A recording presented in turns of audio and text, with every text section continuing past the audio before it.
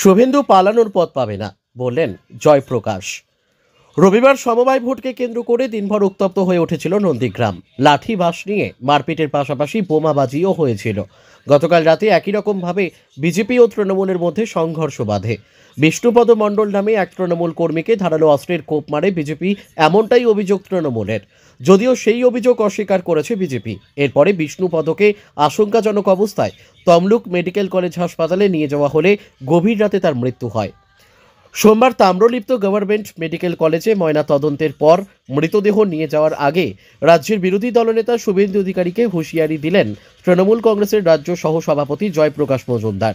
তিনি বলেন, আপনি বন্ধ করুন এই মৃতদেহ ও রক্ত নিয়ে ছেলে খেলা। অসহায় মানুষকে আর মারার চেষ্টা করবেন না, ফল খারাপ হবে। কারণ মানুষ যদি খেপে যায় আপনার আর পালাবার পথ থাকবে না। কর্মসূচি পরে আগে হচ্ছে যে পরিবার তাদের ছেলেকে হারিয়েছে, যে পরিবার তার বাবাকে হারিয়েছে, যে পরিবার তার ভাইকে হারিয়েছে, সেই পরিবারের পাশে গিয়ে দাঁড়ানো। আমরা এখান থেকে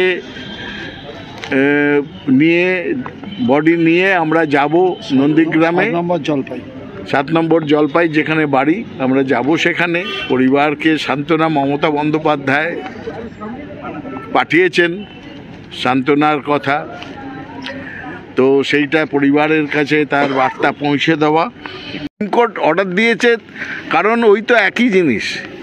শুভেন্দু অধিকারী এই গিয়েছিল।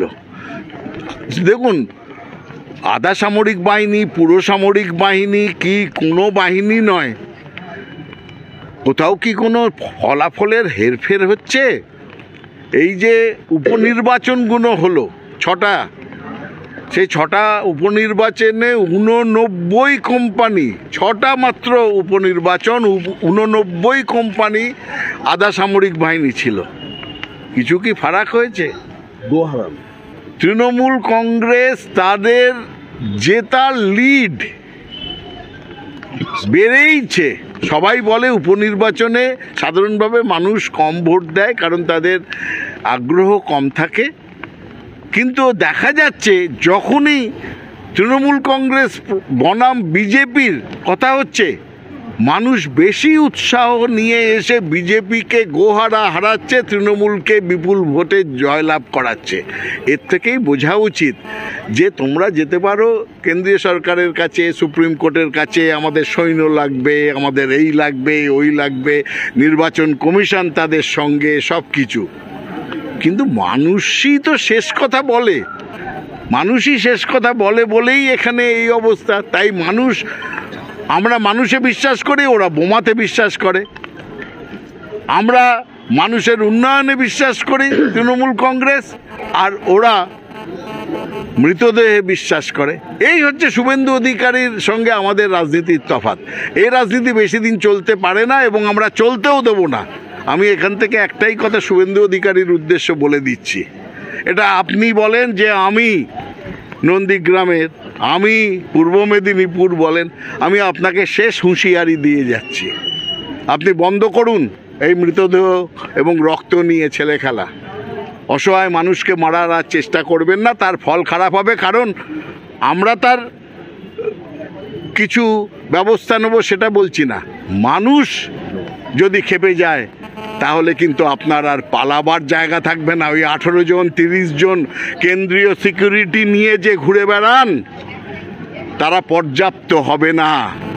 আপনি বারবার বলছেন কেন্দ্রীয় বাহিনী, এবার আপনাকে 1 কোম্পানি কি 2 কোম্পানি কেন্দ্রীয় বাহিনী নিজের জন্য লাগবে, কারণ মানুষ খেপে গেলে পালাবার জায়গা পাবেন না। ধন্যবাদ। জঘন্য, কোনো নিন্দার ভাষা নেই, ভীষণ বেদনাদায়ক। যে কোনো মৃত্যু নিশ্চিত, সবার কাছেই বেদনাদায়ক। একটা সমবায় ব্যাংকের নির্বাচন 2011-র সেই দিনগুলোকে ফিরিয়ে আনছেন এরা। 11-র আগে যে নির্বাচনগুলো হতো তাতেই সন্ত্রাস হতো। স্বচ্ছতা এনেছেন মমতা বন্দ্যোপাধ্যায়। 2011-র পর থেকে যেভাবে নির্বাচনে স্বচ্ছতা এসছে, তারপরেও নন্দীগ্রামের যে জঘন্যতম ঘটনা ঘটল, এ নিন্দা করার মতো কোনো ভাষা নেই। আমরা নেত্রীকে জানিয়েছি, নেত্রী আছেন, উপযুক্ত মুখ্যমন্ত্রী এবং স্বরাষ্ট্রমন্ত্রী, তিনি তৎপরতার সঙ্গে নিশ্চিত এর বিচার আমাদের কাছে পৌঁছে দেবেন। আমরা বিচার চাই, শাস্তি চাই। একটা বাচ্চা ছেলে বিষ্ণুপদ মণ্ডল জালপায়ে তার বাড়ি,